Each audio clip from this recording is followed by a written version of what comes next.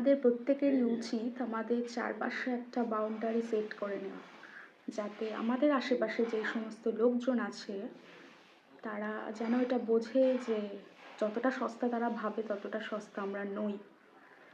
তোমার বন্ধুরা তোমার পেছনে লাগছে, এটা ঠিক আছে, এটা নর্মাল। কিন্তু তোমার সাথেই তারা তোমাকে নিয়ে ইয়ার্কি মারতে মারতে যে তোমায় যে অপমানটা করছে, সেটা কিন্তু মোটেই নর্মাল নয়। আর ঠিক এই জায়গায় দাঁড়িয়ে তুমি যদি তাদের ওই কথার প্রতিবাদ করো, তারা তোমাকে এটাই বলবে যে আরে চিল ব্রো, আমরা তো জাস্ট ইয়ার্কি মারছি। ঠিক সেম কাজটাই তুমি যখন তাদের সাথে করতে যাবে, তারা কিন্তু সেটা নিতে পারবে না। তারা কি করবে, ওখান থেকে মুখ ঘুরিয়ে উঠে চলে যাবে। আর গোটা বিষয়টাকে তারা এমনই করে দেখাবে যে সব দোষ তোমার।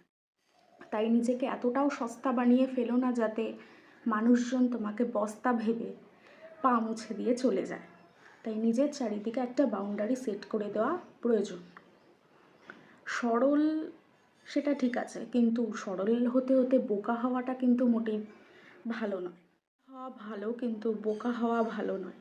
তুমি সেই মুহূর্তে দাঁড়িয়ে এটাই ভাবছো বা এটাই মনে করছো যে ঠিক আছে, আমারই তো বন্ধু বান্ধব আমায় নিয়ে ইয়ার্কি মারছে, তো কী হয়েছে। কিন্তু না, তাদের কোনো রাইট নেই তোমায় নিয়ে ইয়ার্কি মারার বা ওই ইয়ার্কির ছলে তোমাকে অপমান করার, তোমাকেই ছোট করার।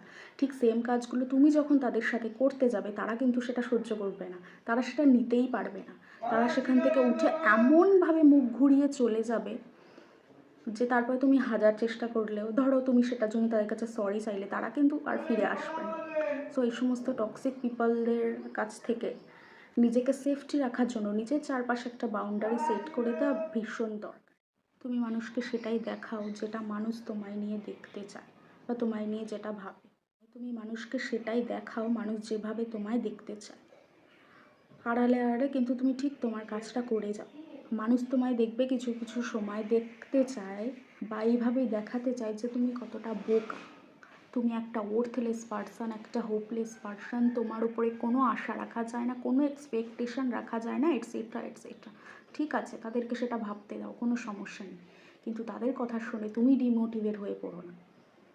তুমি কিন্তু আড়ালে আড়ালে তোমার কাজটা করে যাও, কারণ শেষ হাসিটা তোমাকেই হাসতে হবে। তারা যেটা ভাবছে, যেরকম ভাবছে সেভাবে নিয়ে তাদেরকে ভাবতে দাও, সেভাবেই থাকতে দাও, কোনো সমস্যা নেই। তাহলে দেখবে মানুষের যে নজরটা সেটা তোমার ওপর থেকে ঠিক সরে যাবে। আর তার ফলে তুমি আড়ালে আড়ালে তোমার কাজগুলো ঠিক করে নিতে পারবে, কারণ শেষ হাসিটা তোমাকেই হাসতে হবে।